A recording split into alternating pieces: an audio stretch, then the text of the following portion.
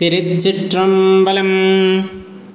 திருமுலரையா திருவடிகள் போற்றி போற்றி, குருவடியும் திருவடியும் வணங்கிந்த பதிவை ஆரம்பிக்கலாம். அன்பர்களே, வாழ்க்கையை எதை நோக்கி ஓடிட்டு இருக்கு அப்படின்னு பார்த்தோம்னா, எல்லாம் ஒரு நாளைக்கு மாறிடும் அப்படிங்கிற அந்த சக்தி வாய்ந்த எண்ணத்தினால் மட்டுமே நமது வாழ்க்கை தினம் தினம் ஓடிக்கொண்டிருக்கு.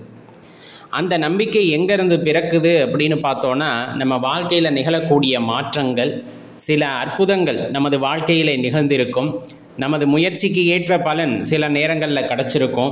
சில நேரத்தில் அந்த பலன் கிடைக்காம போனாலும் தகுந்த நேரத்தில் அது நமக்கு கிடச்சிருக்கும். இந்த மாதிரி பல விஷயங்களை கொண்டு தான் நம்ம வாழ்க்கையில் ஒரு பிடிமானம் அப்படிங்கிறது ஏற்படுகிறது.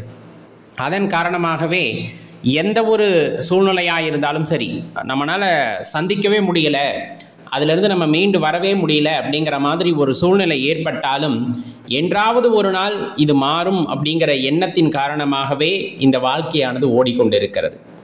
தெளிவாக தெரிஞ்சுக்கணும், என்றாவது ஒரு நாள், எப்பவாவது ஒரு நாள் இதுவும் கடந்து போகும் அப்படிங்கிற அந்த ஒரு எண்ணம் உள்ள மனிதன் கண்டிப்பாக தனது முயற்சியை விடாமல் செய்து கொண்டே இருப்பார்.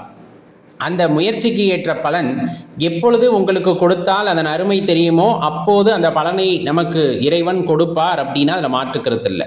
சிவத்துக்கு நல்லா தெரியும் நமக்கு எதை எப்போ கொடுக்கணும் அப்படிங்கிற விஷயம். ஏன்னா சில நேரங்களில் ஆரம்ப காலகட்டத்திலேயே நமக்கு வெற்றியை கொடுத்துட்டா அதனுடைய அருமை புரியாது, தலைகால் புரியாமல் ஆட ஆரம்பிச்சிருவோம்.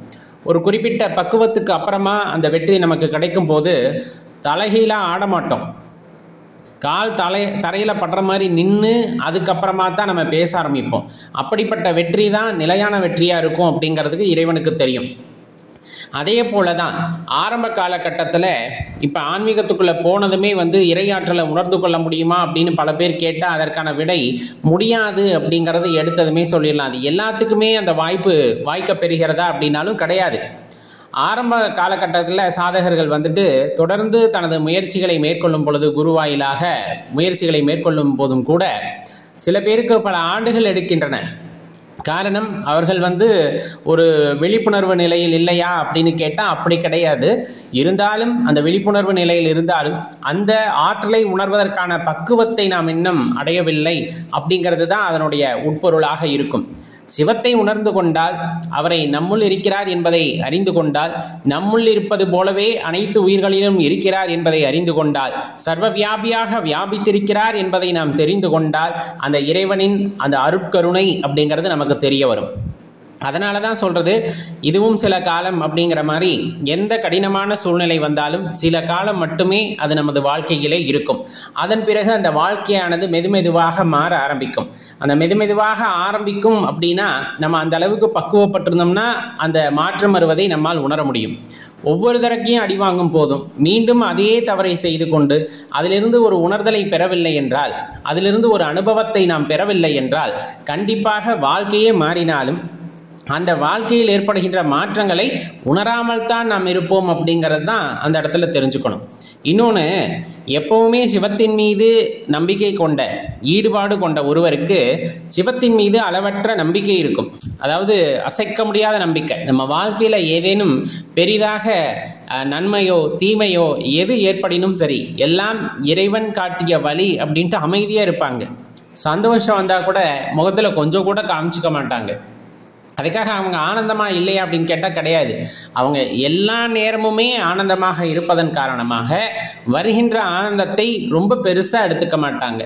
அவங்க ஆனந்தமே இல்லாமல் ரொம்ப கஷ்டப்பட்டுக்கிட்டு இருந்தால் தான் புதுசாக ஒரு விஷயம் நடக்கும்போது ஆஹா அப்படின்ட்டு அந்த புருவத்தை உயர்த்தி தனது மகிழ்ச்சியை வெளிப்படுத்துவார்கள். அவர்கள் உள்ளத்தளவிலே எப்பொழுதுமே இறைவனை நினைத்து அவரை உணர்ந்த நிலையிலே, விழிப்புணர்வு நிலையிலே இருக்கும் பொழுது கண்டிப்பாக அவங்க சந்தோஷத்தோட உச்சத்தில் இருக்கிறனால புதுசாக ஏதாவது ஒரு நல்லது அப்படின்னு நடந்ததுன்னா, அதாவது நம்மளை பொறுத்து நமக்கெல்லாம் ஏதாச்சும் ஒரு நல்லது நடக்குது அப்படிங்கிறது அவங்களுக்கு நடந்தால் அது பெருசாக எடுத்துக்க மாட்டாங்க.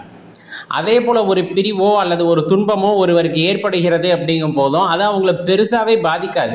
அதை பெரிய விஷயமாகவே அவங்க எப்போவுமே எடுத்துக்கிறது இல்லை அப்படிங்கிறதான் நம்ம தெளிவாக தெரிஞ்சுக்கணும். அப்போ சிவத்தை உணர்கின்ற ஒருவர் கண்டிப்பாக எல்லாம் கடந்து போகும் என்ற நிலைக்கும் வருவார், எதுவும் நிரந்தரம் இல்லை அப்படிங்கிற நிலைக்கும் கண்டிப்பாக வருவார். அவ்வாறு வருவதன் மூலமாக வாழ்க்கையை அவர்களால் அழகாக வாழ முடியும் அப்படின்னா அதில் எல்லளவும் சந்தேகம் வேண்டாம்.